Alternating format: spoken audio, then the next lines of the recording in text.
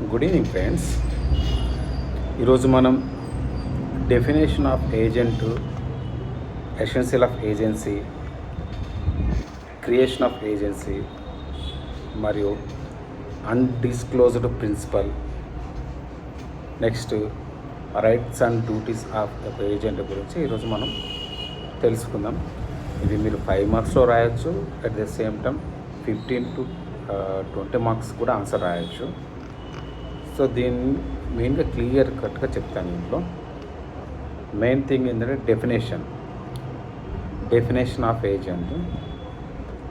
Under section 182 of Indian contract act 1872 ప్రకారం ఒక ఏజెంట్ని ఎప్పుడు చెప్తారంటే, an agent is a person employed to do any act for the another to represent another in dealing with the third parties. అంటే meaning ఏంటంటే, the person for whom such an act is done is called the principal. ఇప్పుడు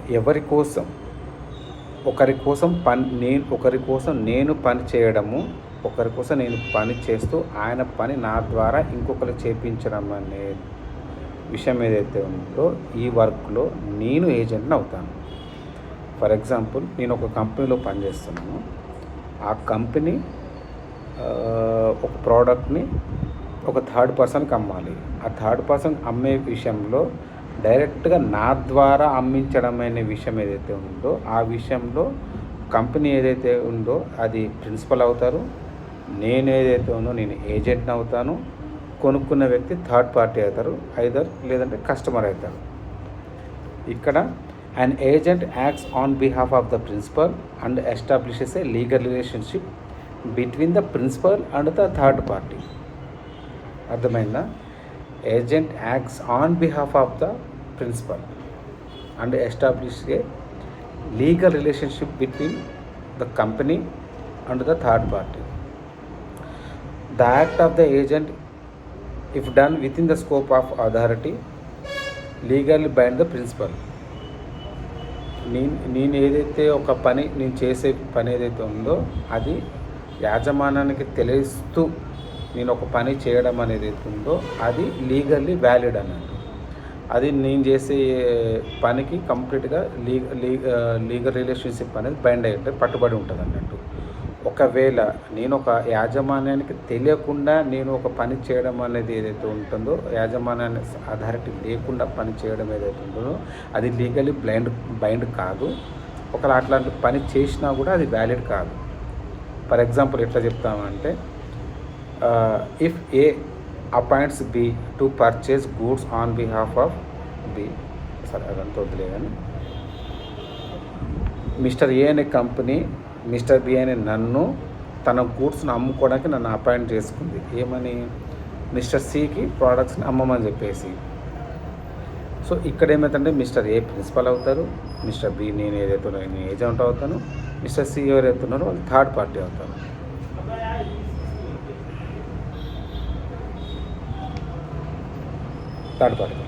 ఇక్కడ agent అన్నదానికి డైరెక్ట్గా agent అనే meaning ఉండాల్సిన అవసరం ఏం లేదు. దాంట్లో సర్వెంట్ అనవచ్చు, బ్రోకర్ అనవచ్చు, ఏజెంట్ విత్ కమిషన్ ఏజెంట్ అనవచ్చు, లేదంటే ఒక ఫ్యాక్టర్, లేకుంటే ఒక డిపెండింగ్ రోల్ అని చెప్పేసి కూడా అనవచ్చు. ఇక్కడ an agent must act in good faith and in the interest of the principal. ఇక్కడ ఏజెంట్ అనేవాడు ఒక నమ్మకంగా కంపెనీకి ఏమంటారు లాభదాయకంగా పనిచేయడం, కంపెనీని మంచి ఉద్దేశంతో పని చేయించడం అనేది ఇక్కడ మెయిన్ థింగ్. గుడ్ ఫెయిత్తో చేస్తేనే తను ఒక ఏజెంట్ అవుతాడు. Essential of agency is a valid contract.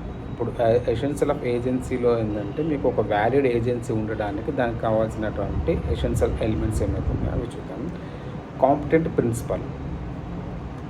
Principal అంటే ఏంటి అంటే, ఎవరైతే ఏజెన్సీ స్థాపించే ఓనర్ ఎవరైతే ఉన్నాడో వాడు ప్రాపర్గా sound in mind and majority, వాడు ఎటువంటి మెంటల్ ప్రాబ్లమ్స్ ఉండద్దు, వాడు పిచ్చోడై ఉండొద్దు, ఎట్ ద సేమ్ టైం ఒక వ్యాలిడ్ ఏజ్ అనేది ఉండాలి. దట్ మీన్స్ 18+ ఇయర్స్ ఆఫ్ అంటే మెజారిటీ క్యాండిడేట్ అయి ఉండాలి.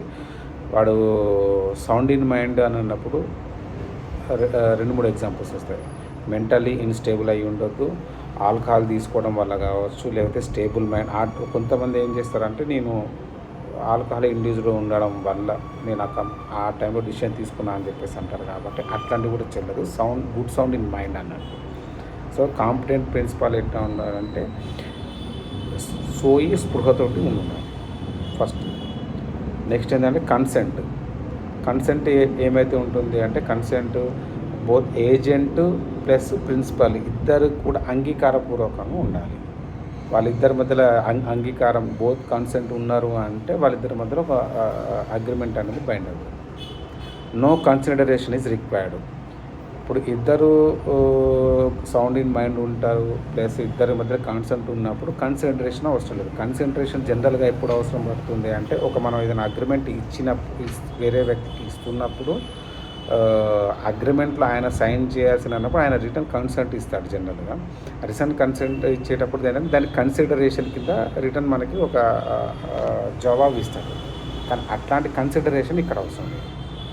లీగల్ పర్పస్ ఏదైతే కంపెనీ ఏజెన్సీని ఏదైతే స్టార్ట్ చేసే ఏజెన్సీ ఉందో అది లీగల్ పర్పస్, అంటే ఇల్లీగల్ థింగ్స్ కాకుండా లీగల్ థింగ్స్, ఒక మంచి బిజినెస్ని గుడ్ బిజినెస్ని ఎస్టాబ్లిష్ చేసేది అయ్యేటట్టునే ఉండాలి. Next authority the agent must be authorised to represent or act for the principal అంట. అథారిటీ ఏమైతే ఉంటుందంటే ఏదైతే ఏజెంట్ ఉన్నాడో ఏజెంట్కి ప్రిన్సిపల్ అనేవాడు ఫుల్ అథారిటీ ఇవ్వాలి. నువ్వు నా తరపున ఈ పని చెయ్యి, నువ్వు నా తరపు నుంచి నీకు ఇచ్చిన పని పూర్తిగా చేయని పూర్తిగా స్వేచ్ఛని కావచ్చు అథారిటీ అనేది ఇవ్వాలి. కంప్లీట్ అథారిటీ లేకుండా ఏజెంట్ అనేవాడు పని చేయలేడు. Without his authorisation agent could not be perform his action. Intention to create legal relationship. The legal relationship must be of such a nature that is legally binding. Intention to create legal relationship అనేది ఏంటి ఉంటే legal ఒక పని చేసేటప్పుడు agent కూడా ఒక పని చేసేటప్పుడు లీగల్ రిలేషన్ ఎప్పుడు ప్రాపర్గా ఉంటుందంటే వాడి తీసుకున్న పని కావచ్చు వాడికి చేసే పని కావచ్చు అది లీగల్లీ బైండ్ అయి ఉండాలి. ఇల్లీగల్ థింగ్స్ అయితే కావచ్చు. ఇల్లీగల్ థింగ్స్ ఉన్నప్పుడు కూడా ఏజెంట్కి కావచ్చు లేకపోతే ప్రిన్సిపల్కి కావచ్చు ఉండే ఏదైతే ఏజెంట్ ప్రిన్సిపల్ రిలేషన్షిప్ అనేది అది ఒక వాల్యూడ్ ఉండదు. అది నాట్ అప్లికబుల్ కూడా కాదు. Next creation of agency. ఇక్కడ క్రియేషన్ ఆఫ్ ఏజెన్సీ అన్నప్పుడు agency can be created in several ways under Indian act as per Indian law. Express agency అంటే clearly stated by words that is oral or written. నువ్వు నీ agency ఏ పని చేస్తున్నది అన్నది క్లియర్గా state చేసి ఉండాలి. ఒక ట్రాన్స్పోర్ట్ ఉంది, ఆ ట్రాన్స్పోర్ట్లో ఏమని చెప్పేదంటే దాని కంపెనీ పేరే శ్రద్ధ ట్రాన్స్పోర్ట్స్ అని ఉంటుంది. ఆ పేరులోనే it is mentioning that Shraddha is it is doing transportation. So direct express agency అన్నట్టు. ఇంప్లాయిడ్ ఏజెన్సీ అంటే arises from the conduct of the parties or circumstances. Implied agency అంటే ఏంటి అంటే సర్వీసెస్ అని చెప్పేసి అని అంటాం. సర్వీసెస్ అంటే ఏంటి, దాంట్లో మల్టిపుల్ సర్వీసెస్ ఉంటుండవు. For example Lalitha mobile services అని అంటాం. దాంట్లో మొబైల్ సర్వీసెస్ అని ఏంటి అంటే దట్ ఈస్ ఇంప్లాయిడ్ ఏమంటుందంటే నువ్వు చేసే పని ద్వారా నీ యొక్క పని వారికి తెలియడం అన్నట్టు. నువ్వు చేసే పని ఏంటి అన్న విషయాన్ని వాళ్ళకి తెలిసేలాగా చేయడం అనేది implied agency. Agency by estoppel అంటే when the principal by conduct allows other to believe someone is their agent. When the principal by conduct allows other to believe someone is their agent. ఒక principal ఉన్నాడు, principal ఒక statement ఇవ్వడం కావచ్చు లేకపోతే principal వాడే ఏమంటారు ఒక పద్ధతి కండక్ట్ అంటారు. తను ఎట్లా అంటే మెడికల్ రిప్రజెంటేటివ్స్ ఉంటారు, లేకపోతే హాస్పిటల్ తరపు నుంచి మార్కెటింగ్ చేసే వాళ్ళు ఉంటారు. వాళ్ళు ఏం చెప్తారంటే బై ద కండక్ట్ కొంతమందికి ఇక్కడ లోగోస్ ప్రింట్ చేసి ఉంచడం కావచ్చు, లేకపోతే ఆ లోగోస్ ప్రింట్ చేసి ఉంటాయి, ఇదేమంటే అపోలో ఫార్మసీ అని చెప్పేసి ఉంటాయి. ఆ ప్రిన్సిపల్ థింగ్ ఏంటంటే ఈ వ్యక్తి నా తరపు నుంచి మార్కెటింగ్ చేస్తున్నాడు, నా తరపు నుంచి మీకు ప్రోడక్ట్స్ అమ్ముతున్నాడు అని చెప్పడానికి తను చేసే కండక్ట్. ఇందులో మీరు ఇంకొకటి తీసుకోవచ్చు, బట్టల షాపులలో ప్రతి ఒక్కరికి ఒక డ్రెస్ కోడ్ ఉంటుంది. ఏమున్నాయి, సౌత్ ఇండియన్ షాపింగ్ మాల్ కావచ్చు, వాళ్ళకి ఒక పర్టికులర్ డ్రెస్ కోడ్ ఉంటుంది. ఆ డ్రెస్ కోడ్ ఏమైందంటే నువ్వు ఆ శారీలో ఉండి ఒక మార్కెటింగ్ పర్సన్ కావచ్చు, లేదా సేల్స్ గర్ల్ కావచ్చు, ఆ పర్టికులర్ డ్రెస్లో ఉండి తను ఏదైనా ప్రోడక్ట్ సేల్ చేస్తుంది అంటే మీనింగ్ ఏంటంటే she is selling the product on behalf of the South India shopping mall. So this is ఏమంటారు అంటే ఏజెన్సీ బై ఎస్టోపిల్ అని చెప్పేసి అంటారు.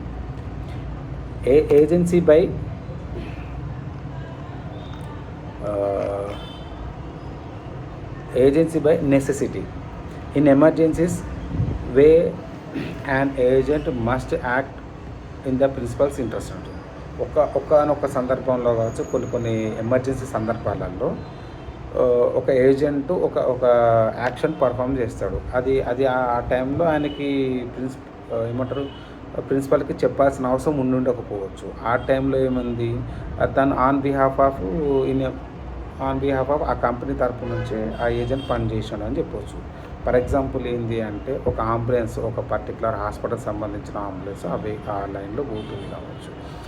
సడన్గా ఎమర్జెన్సీలో వాడు ఎవడైనా ఆర్టీఏ యాక్సిడెంట్ అయిపోయి ఉన్న క్యాండిడేట్కి ఏం చేస్తాడంటే వాడు ఏదైనా మెడికల్ సర్వీస్ అప్పటికప్పుడు ఇవ్వడం అనేది ఏమవుతుందంటే పర్టికులర్ ఏజెన్సీ తరపు నుంచి, పర్టికులర్ కంపెనీ తరపు నుంచి, పర్టికులర్ హాస్పిటల్ తరపు నుంచి వీడు అక్కడ సర్వీస్ చేసిండు ప్రిన్సిపల్కి చెప్పకుండా.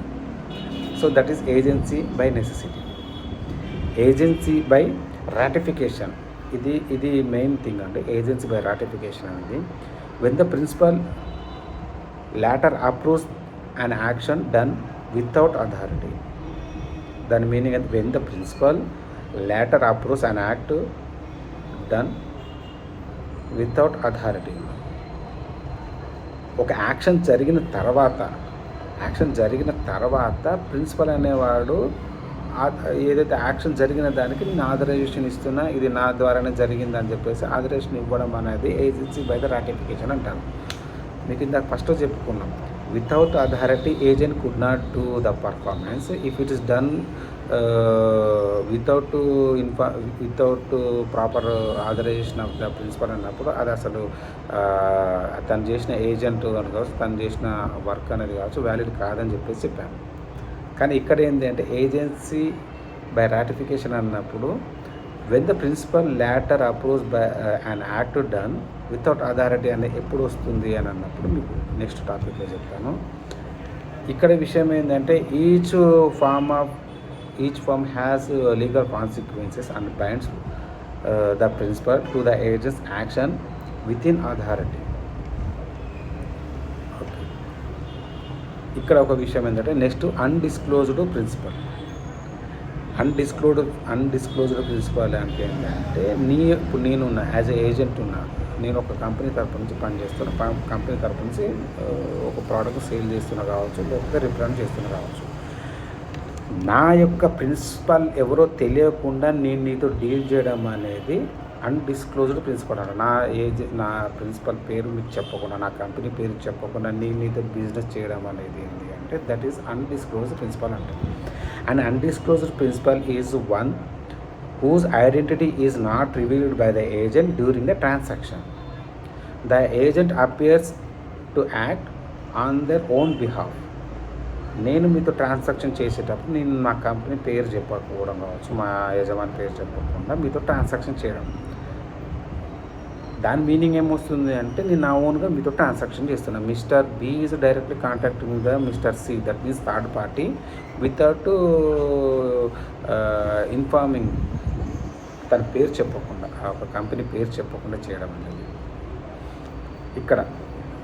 However once the identity of the principal is disclosed, the third party may choose to enforce the contract against either the agent or the principal. ఇక్కడ ఒక్కసారి నేను ఏదైతే నా యజమాని పేరు కావచ్చు, నా ప్రిన్సిపల్ పేరు నేను చెప్పిన తర్వాత మిస్టర్ సికి, థర్డ్ పార్టీకి వాడికి ఇష్టం ఉంటే నాతో అగ్రిమెంట్ చేసుకోవచ్చు. ఇష్టం లేదు, థర్డ్ పార్టీ ఎవరైతే నా ప్రిన్సిపల్ ఉన్నాడో వాడు మంచోడు కావచ్చు, మంచోడు కాకపోవచ్చు, నా కంపెనీ పేరు మంచిది కావచ్చు, మంచిది కాకపోవచ్చు, మీ కంపెనీ పేరు మంచిది కాదు కావచ్చు, నీతో నేను కాంటాక్ట్ చేసుకుంటలేను అని కూడా చెప్పవచ్చు. సో అప్పుడు వాడికి ఇష్టం ఉంటే చేసుకుంటారు, లేకుంటే లేదు. సో అందుకోసం అని చెప్పేసి అన్డిస్క్లోజ్డ్ ప్రిన్సిపల్ అనేది ఇక్కడ మెయిన్ థింగ్. ఇక్కడ ఫర్ ఎగ్జాంపుల్ ఏంటి అంటే Keighley Maxsted and co versus Durant. ఈ కేసులో ఏమవుతుంది అంటే the principal ratified a contract made without authority. Principal ratified a contract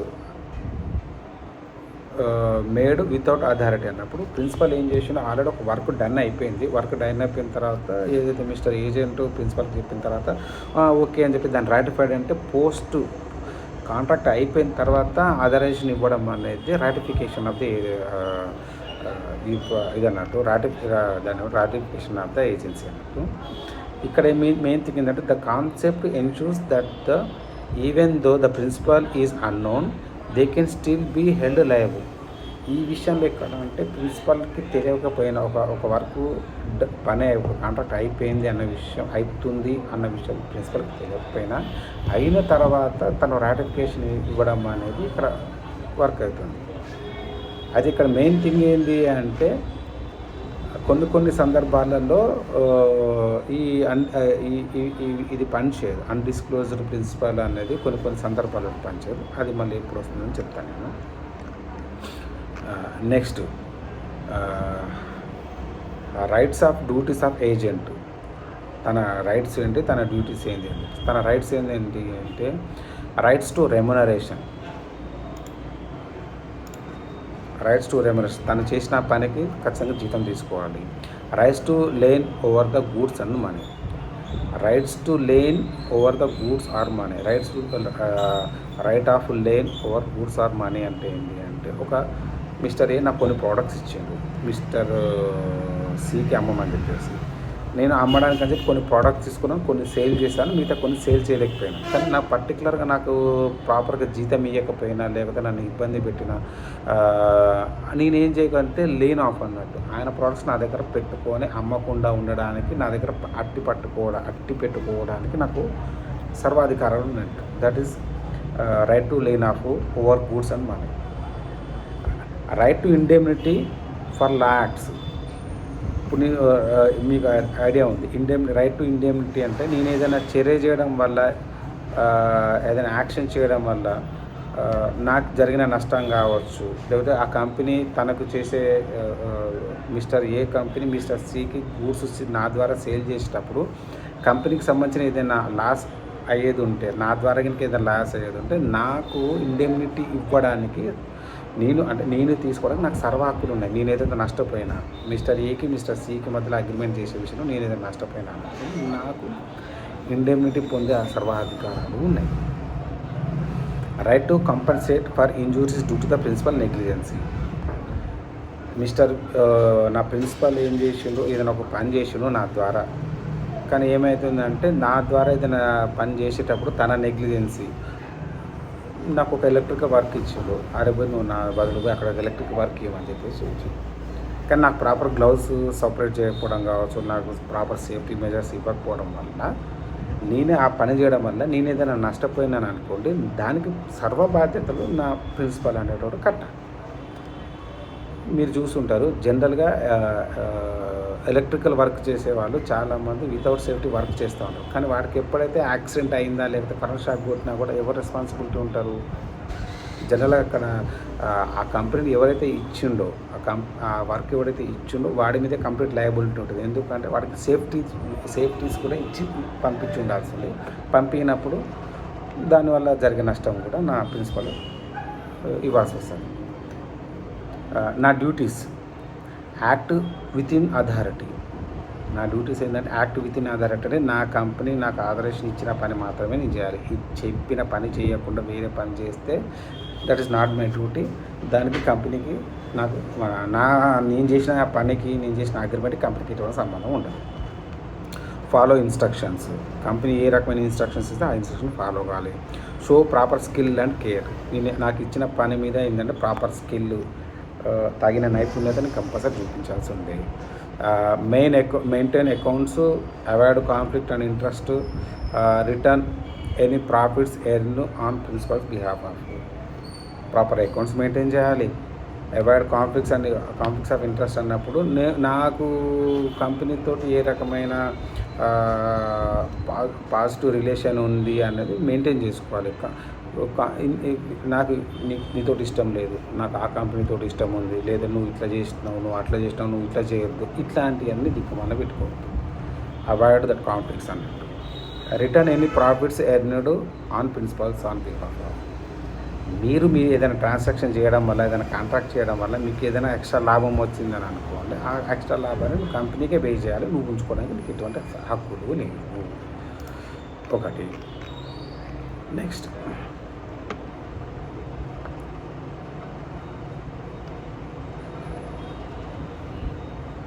ఇక్కడ ఎక్స్ప్లెనేషన్ ఆఫ్,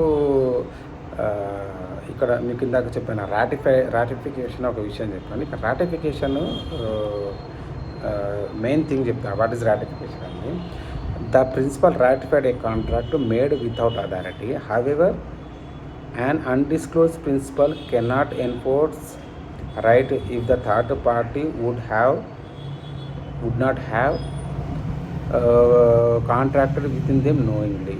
సో ఇక్కడ మీనింగ్ ఏంటంటే, రాటిఫికేషన్ చేసేటప్పుడు ratification is allowed when agent acted on behalf of a known principal even if the agent is lacked authority of at the time.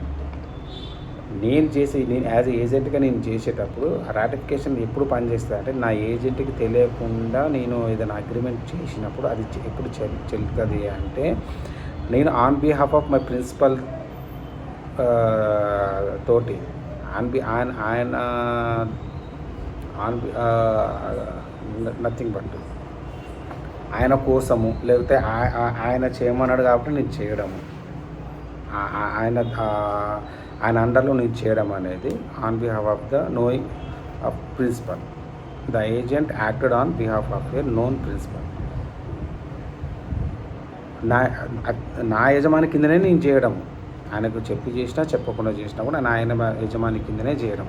ఎవరో mister ఏ కాకుండా mister D అనే వేరే principal ఉన్నాడో, నేను ఒక ఎగ్జాంపుల్ ఇక్కడ చెప్తాను.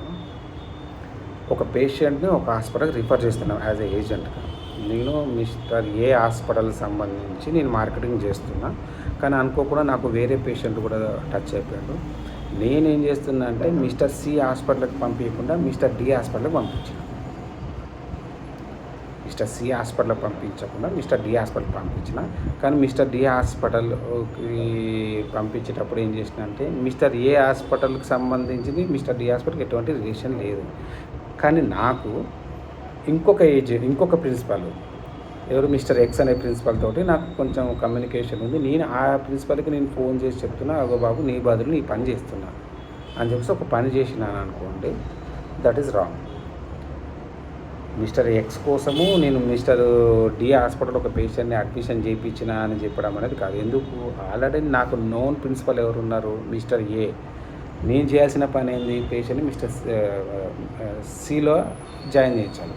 కానీ డి హాస్పిటల్లో జాయిన్ చేసిన పేషెంట్కి మిస్టర్ ఎక్స్ తోటి నేను ఏజెంట్గా ఉండి చేస్తున్నా అంటే అది కాదు.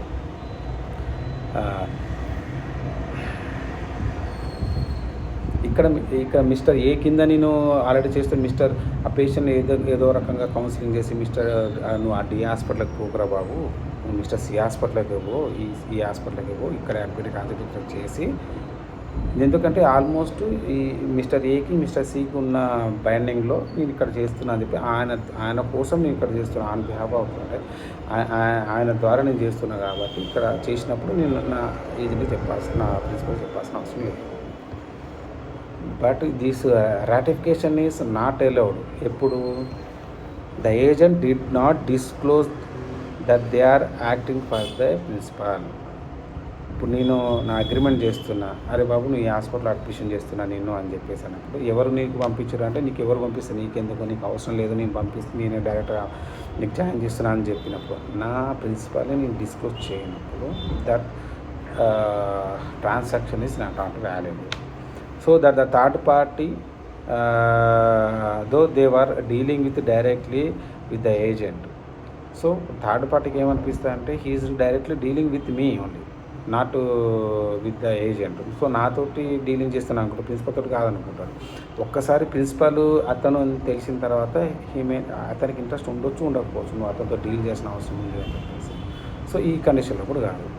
In this situation, the undisclosed principal cannot later step into the enforce the contract, especially if the third party would have refused to deal with them that haven't known.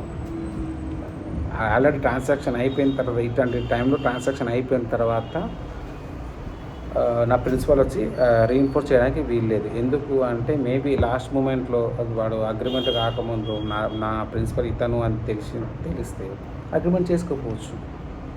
So ఇట్లాంటి కండిషన్లో రాటిఫికేషన్ పనిచేస్తుంది. సింపుల్గా చెప్పాలంటే a principal can ratify a contract made on their behalf.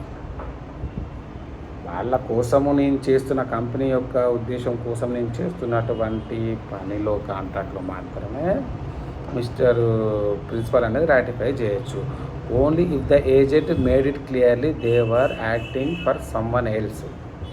Agreement చేసేటప్పుడు నేను తన కోసం చేస్తున్నాను క్లియర్గా మెన్షన్ చేసినప్పుడు. If the principal was undisclosed at the third part and the third part would have never agreed to the deal if they know who is the real principal. అదండి, ఇక clear cut.